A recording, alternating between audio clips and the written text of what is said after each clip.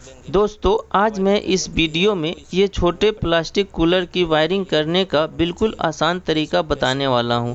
अगर ये वीडियो आप लोग पूरा देख लेते हैं तो आप लोग के पास छोटा कूलर हो या बड़ा कूलर हो, कोई सा भी कूलर हो, उसका वायरिंग करना या कहीं से वायर टूट जाती है तो जोड़ना बिल्कुल ही आसान हो जाएगा।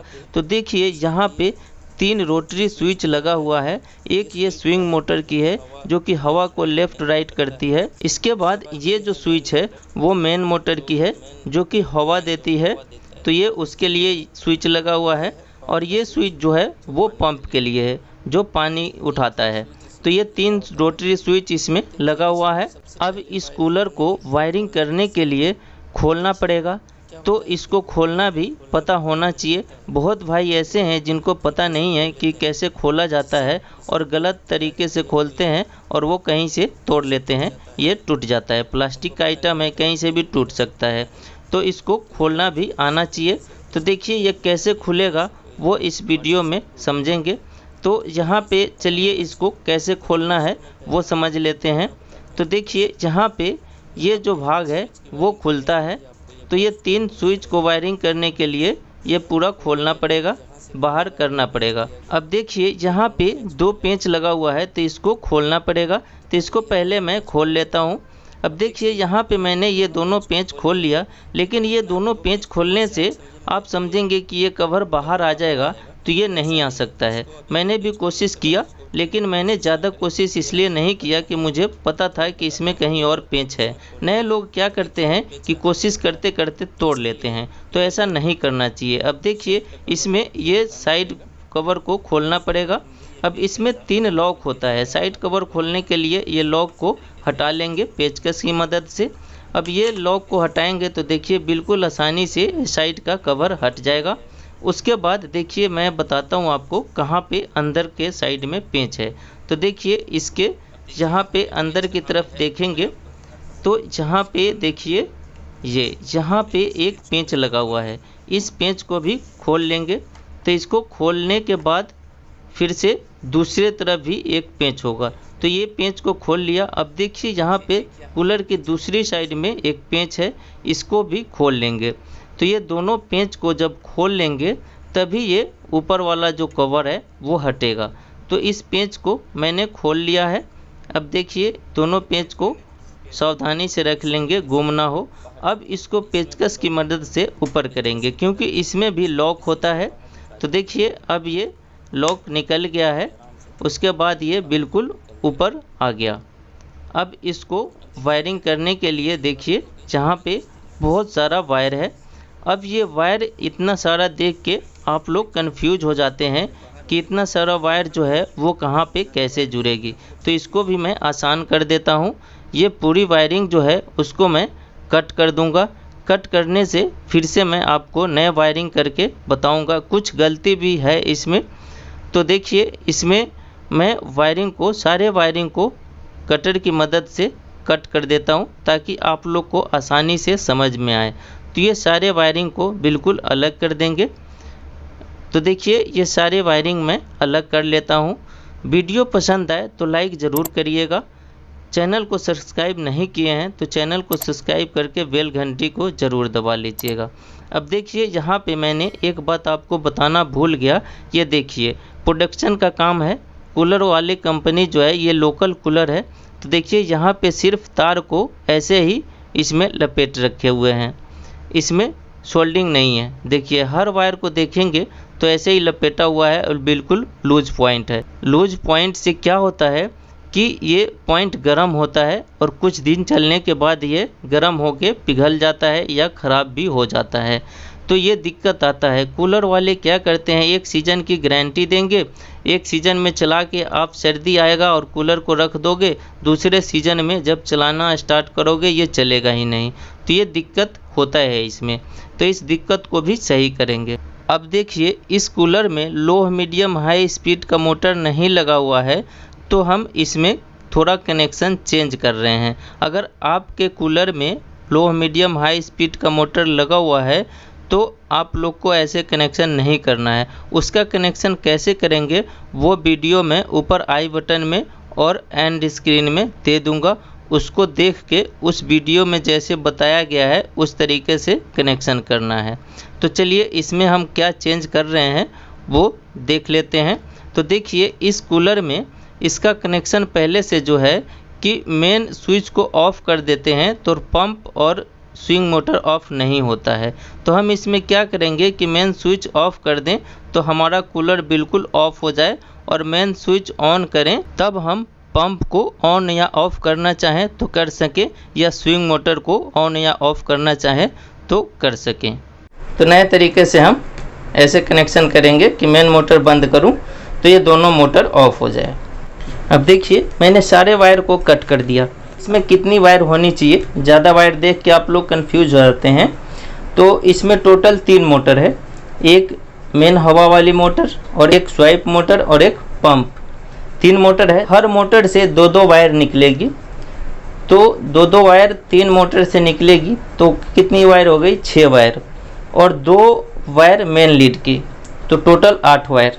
अब यहाँ पे देखेंगे आप 2 वायर मेन लीड की जो कि हम प्लग बोर्ड में लगाते हैं, उसका 2 वायर, 2 वायर पंप की, 2 वायर मेन मोटर की, 2 वायर स्वीप मोटर की, तो टोटल 8 वायर। इसमें कोई कन्फ्यूज़न नहीं है, समझ गए आप लोग। अब इसका वायरिंग कैसे करना है वो समझेंगे। तो देखिए क्या करना है कि मेन लीड की एक वायर को ले लेंगे, किसी भी एक वायर को आप ले सकते हैं। तो देखिए मैंने मेन लीड की एक वायर को ले ली। उसके बाद हर मोटर के एक वायर को इसमें जोड़ देना है। तो ध्यान से समझिएगा, हर मोटर के एक वायर को इस मेन लीड के एक वायर में जोड़ देंगे। अब जैसे कि देखिए ये मेन मोटर की है तो उसकी एक वायर मैंने इसमें जोड़ देंगे। उसके बाद अब यहाँ स्वाइप मोटर है, ये 2 वायर, तो इसके एक वायर को हम किसी भी वायर को ले सकते हैं आप, इसको जोड़ दिया, ठीक है। अब एक एक वायर को छोड़ते जाएंगे, ऐसा नहीं कि दोनों वायर को जोड़ देना है, सिर्फ एक एक वायर को कनेक्ट करना है। इस वायर को कनेक्ट कर दिया। अब उसके बाद पंप वाले मोटर के एक वायर को यहाँ कनेक्ट कर देंगे। देखिए ये हो गई। तो इसमें 4 वायर आ गई, एक मेन लीड की है, एक मेन लीड की वायर में एक स्वाइप मोटर की वायर कनेक्ट कर दिया, एक मेन मोटर की वायर कनेक्ट कर दिया, एक पंप की वायर कनेक्ट कर दिया। इसको अच्छी तरीके से टेप कर देंगे।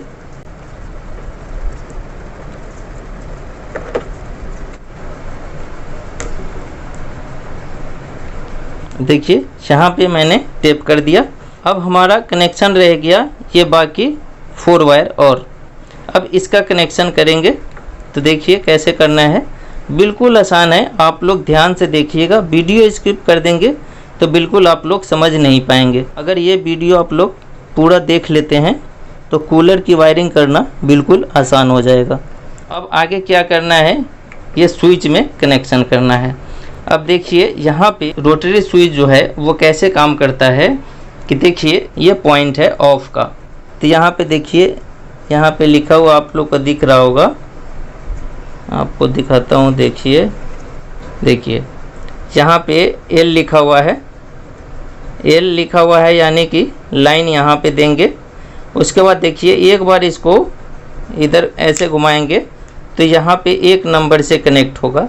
उसके बाद यहाँ 2 नंबर पे आ जाएगा, यहाँ से कट के सप्लाई यहाँ पे आ जाएगी मीडियम पे।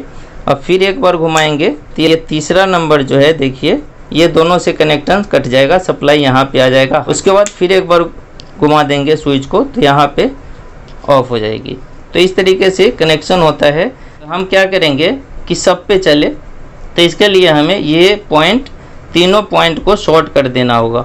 अब देखिए ये जो है इसमें 2 ही पॉइंट है, तो पंप वाले में या स्वेप वाले मोटर में हाई लो मीडियम की ज़रूरत नहीं होती है, तो ये 2 पॉइंट वाली स्विच लगी हुई है। लेकिन इसमें हाई लो की ज़रूरत होती है तो इसमें 4 पॉइंट होता है।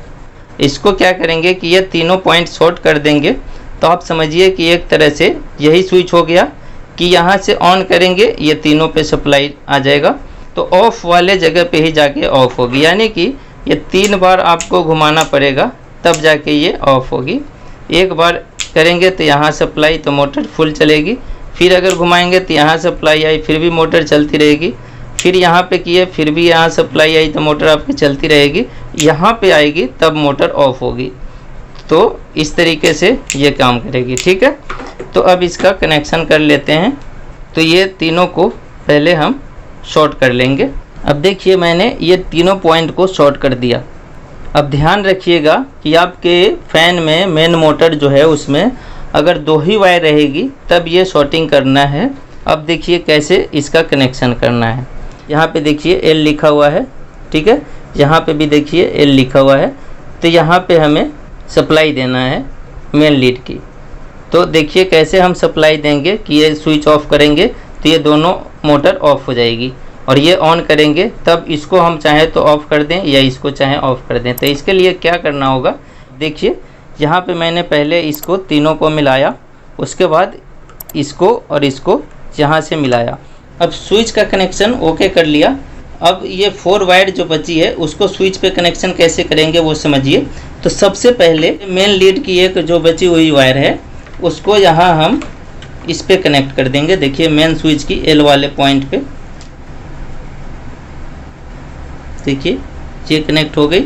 अब उसके बाद क्या करना है, मेन मोटर जो है जो फैन वाली उसकी एक वायर को यहाँ पे कनेक्ट कर देंगे। देखिए यहाँ पे, अब देखिए ये मेन मोटर की वायर को हमने मेन स्विच के इस वाले पे पॉइंट पे कनेक्ट कर दिया। ये तीनों पॉइंट एक ही है, कहीं भी कनेक्ट कर सकते हैं, यहाँ यहाँ यहाँ तीनों कहीं भी कनेक्ट कर सकते हैं। तो मैंने इस वायर पे कनेक्ट कर दिया। अब हमारी स्विंग मोटर बची, तो स्विंग मोटर की ये वाली वायर है। ये स्विंग वाली मोटर की स्विंग वाली स्विच पे कनेक्शन करेंगे। तो इसकी कनेक्शन का पॉइंट ये है, तो इस वाले पे कनेक्शन कर देंगे। हो गई। अब बची एक और वायर, ये पंप वाली वायर है, एक बची हुई पंप वाली वायर, उसको ये पंप वाले स्विच पे यहाँ पे कनेक्ट कर देंगे। तो अब देखिए मैंने सारे वायर का कनेक्शन कर लिया। अब आपको ये मुश्किल नहीं लग रहा होगा, क्योंकि ये बहुत ही आसानी से, इसमें अगर जानकारी है तो कोई मुश्किल नहीं है। देखिए अब ये बिल्कुल आसान है इस तरह से कि जैसे इस कूलर में 3 मोटर लगी है, तीनों मोटर को न्यूट्रल और फेस दोनों चाहिए।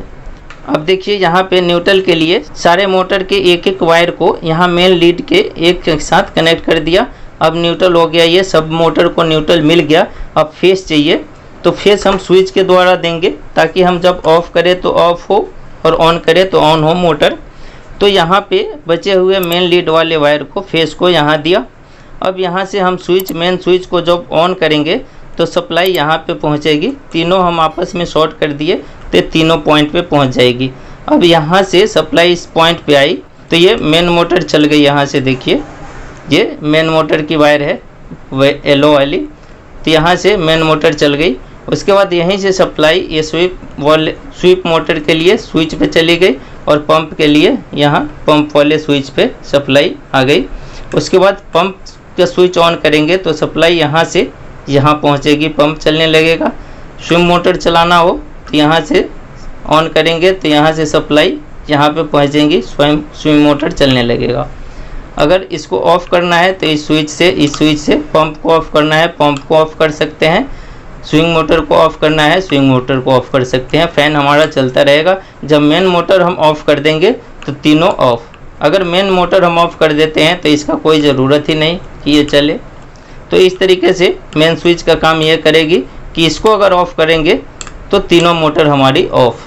तो इस तरीके से पहले कनेक्शन नहीं था, तीनों मोटर को ऑफ़ करना पड़ता था तब जाके तीनों ऑफ़ होती थी। अब एक ये स्विच ऑफ़ करेंगे तो तीनों ऑफ़ हो जाएगी। तो इसलिए इस तरीके से कनेक्शन करेंगे तो ज़्यादा अच्छा रहेगा और बिल्कुल आसानी से ऐसे कनेक्शन आप करेंगे तो हो जाएगा। तब ये बिल्कुल कंप्लीट हो गई। अब इसको हम जैसे खोला था, जैसे मैंने आपको खोलने के लिए बताया, वैसे इसको कस लेंगे। वायर को सबको एक जगह करके देखिए यहाँ पे सारे वायर को अंदर कर देंगे इस तरीके से और इसको आराम से अब बैठा देंगे। तो मैंने इस वीडियो में आपको इस कूलर का फुल वायरिंग कैसे खोलना है हर चीज़ बता दिया है। फिर भी आपके मन में कोई भी सवाल या सुझाव हो तो आप कमेंट ज़रूर करिएगा, मैं उसकी रिप्लाई करने की पूरी कोशिश करूँगा। थोड़ी देर हो सकती है लेकिन रिप्लाई मैं ज़रूर देता हूँ। वीडियो पसंद आया हो तो एक लाइक ज़रूर करिएगा। चैनल पे पहली बार हैं तो चैनल को सब्सक्राइब करके बेल घंटी को ज़रूर दबा लीजिएगा, ताकि ऐसे ही वीडियो आगे भी जब भी अपलोड हो तो आप लोग को नोटिफिकेशन मिल जाए। तो मिलते हैं ऐसे ही नेक्स्ट वीडियो में। जय हिंद, जय भारत, थैंक यू।